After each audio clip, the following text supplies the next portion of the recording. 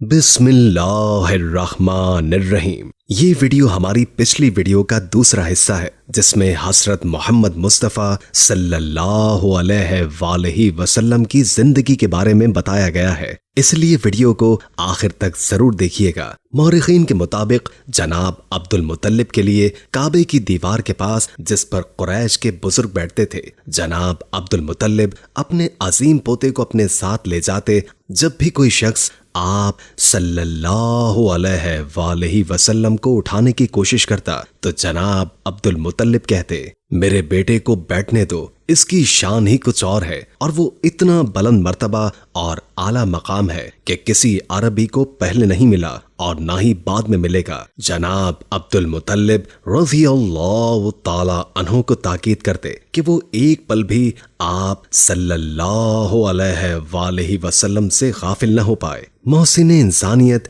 نبی پاک صلی اللہ علیہ وآلہ وسلم جب 8 سال کے ہوئے تو ان کے دادا بھی ساتھ چھوڑ گئے۔ جناب عبد المطلب کی وفات پر سارا شہر سوگوار ہوا تھا۔ آپ بھی اپنے پیارے دادا کے جنازے کے ساتھ روتے جاتے تھے۔ آپ صلی اللہ علیہ وآلہ وسلم ابھی ماں کے پیٹ میں ہی تھے کہ باپ کی شفقت سے محروم ہو گئے تھے۔ آگے چل کر والدہ بچھڑ گئیں۔ جب 8 سال کے ہوئے تو دادا کی شفقت سے محروم ہو گئے۔ اللہ تبارک و تعالی نے اپنے محبوب کی کیفیت کو قرآن کریم میں یوں بیان فرمایا ہے کہ کیا اس نے آپ کو یتیم نہیں پایا، پھر اس نے آپ کو معزز قرار نہ دیا۔ ام ایمن رضی اللہ تعالی عنہما نے نبی کریم صلی اللہ علیہ وآلہ وسلم کو بچپن میں کھلایا اور پلایا اور خدمت کا حق ادا کیا۔ وہ ہمیشہ نبی پاک صلی اللہ علیہ وآلہ وسلم سے بڑی شفقت سے پیش آتی۔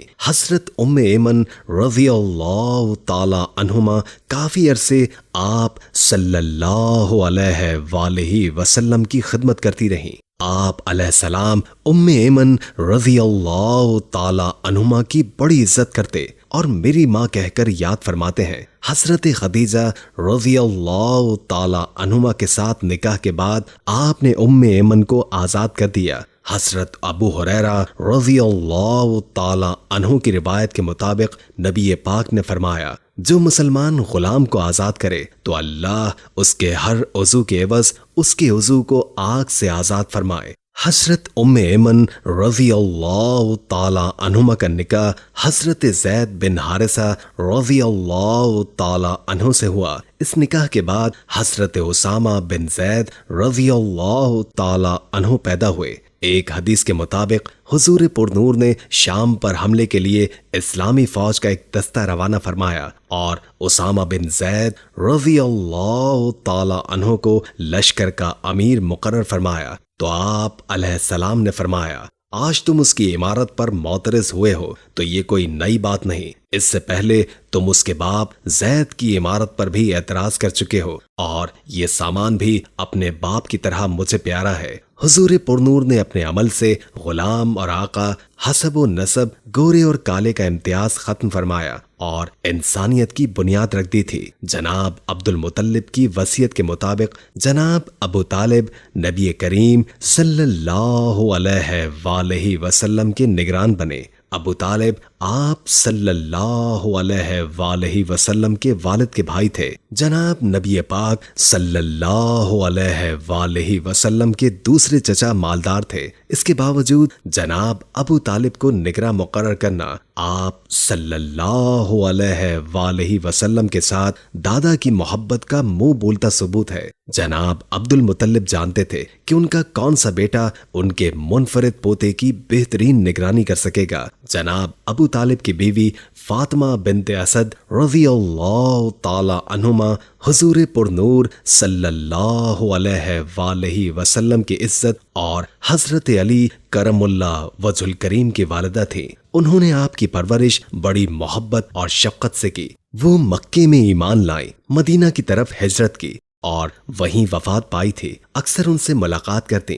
جناب ابو طالب آپ صلی اللہ علیہ وآلہ وسلم کی بڑی توجہ سے دیکھ بھال فرماتے رہے اور تب تک دسترخوان نہیں بچھاتے تھے جب تک آپ صلی اللہ علیہ وآلہ وسلم کھانے میں شریک نہ ہوتے۔ تو سب خوب سیر ہو کر کھاتے۔ اللہ تبارک و تعالی ان کے درجات کو بلند فرمائے۔ ایک حدیث کے مطابق حضور پر نور صلی اللہ علیہ وآلہ وسلم نے اپنی انگشت شہادت اور بیچ کی انگلی کو ملا کر فرمایا کہ میں اور یتیم کی کفالت کرنے والا دونوں جنت میں اس طرح داخل ہوں گے۔ جناب ابو ہریرہ رضی اللہ تعالی عنہ سے روایت ہے کہ حضور پر نور صلی اللہ علیہ وآلہ وسلم نے فرمایا، مجھے معلوم ہے سب سے بہتر وہ ہے جس میں کوئی یتیم ہو اور وہ اس کے ساتھ اچھا سلوک کیا جاتا ہو، اور بدترین مسلمان گھر وہ ہے جہاں کوئی یتیم ہو اور اس کے ساتھ برا برتاؤ کیا جاتا ہو۔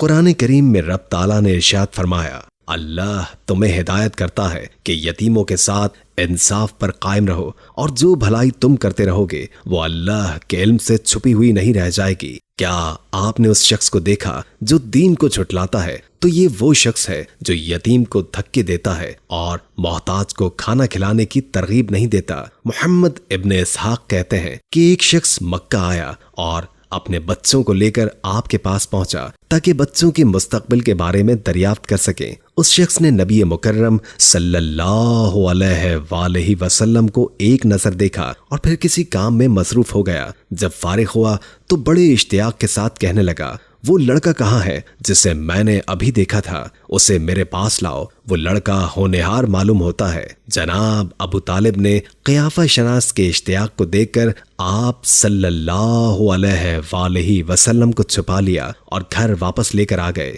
جناب ابو طالب نے تجارت کی غرض سے شام کے سفر کا ارادہ کیا تو آپ صلی اللہ علیہ وآلہ وسلم نے اپنے چچا سے کہا، اگر آپ مجھے کسی کے حوالے کر کے سفر پر جا رہے ہیں، میرے ابا جان میری دیکھ بھال کے لیے اس دنیا میں نہیں رہے اور نہ ہی میری والدہ اس دنیا میں زندہ ہے۔ جناب ابو طالب نے اپنے بھتیجے کے اصرار پر انہیں اپنے ساتھ قافلے میں شامل کر لیا۔ جب یہ قافلہ شام کی سرحد پر پہنچا تو بحیرہ نامی یہ راہ نے اس مقابلے کے شرکا کو دیکھ کر انہیں کھانے کی دعوت دی۔ حالانکہ پہلے کابل یہاں سے گزرتے تھے، مگر النصرانیہ کے ماہر بحیرہ نے کبھی دعوت کا اہتمام نہیں کیا تھا۔ بحیرہ نے دیکھا کہ اس قافلے میں ایک ایسا شخص شامل ہے جس پر بادل سایہ کرتا ہے، اور جب آپ صلی اللہ علیہ وآلہ وسلم جگہ کی قلت کی وجہ سے درخت سے ذرا ہٹ کر تشریف فرما ہوئے تو درخت کی ٹہنی جھک کر سایہ کرنے لگی۔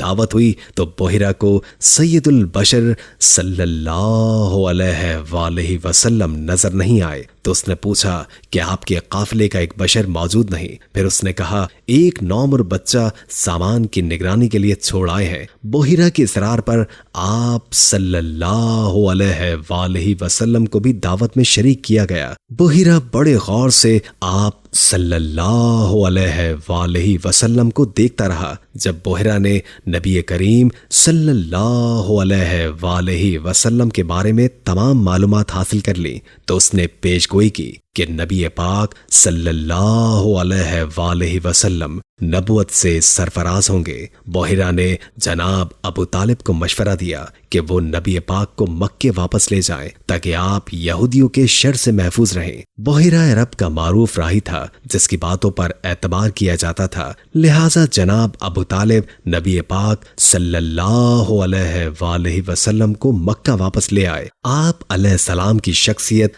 جناب ابو طالب کے گھر آنے کے لیے بڑی بابرکت ثابت ہوئی۔ اگرچہ ان کی معاشی حالت کمزور تھی، اس کے باوجود گھر کا نظام و نثر عزت و آبرو کے ساتھ چلتا رہا۔ نبی پاک نے ان کا زمانہ بھی بڑی آبرو مندی کے ساتھ گزارا اور اپنے چچا سے کبھی کوئی فرمائش نہیں کی تھی۔ نبی پاک صلی اللہ علیہ وآلہ وسلم بھیڑوں کا دودھ پی کر گزارا کرتے تھے۔ صبح اٹھتے تو چہرے پر تازگی اور رونق ہوتی، صاف اور نکھری رنگت ہوتی۔ اللہ تبارک و تعالی نے نبی پاک صلی اللہ علیہ وآلہ وسلم کو نبوت و رسالت سے نوازا تھا، لہٰذا آپ کی پرورش خاص انداز میں ہوئی۔ اللہ تعالی نے ہر قدم پر اپنے حبیب صلی اللہ علیہ وآلہ وسلم کی حفاظت اور رہنمائی فرمائی۔ نبی کریم صلی اللہ علیہ وآلہ وسلم کسی مشرکانہ تقریب میں شرکت نہ کرتے۔ آپ علیہ السلام کا بچپن، لڑکپن اور جوانی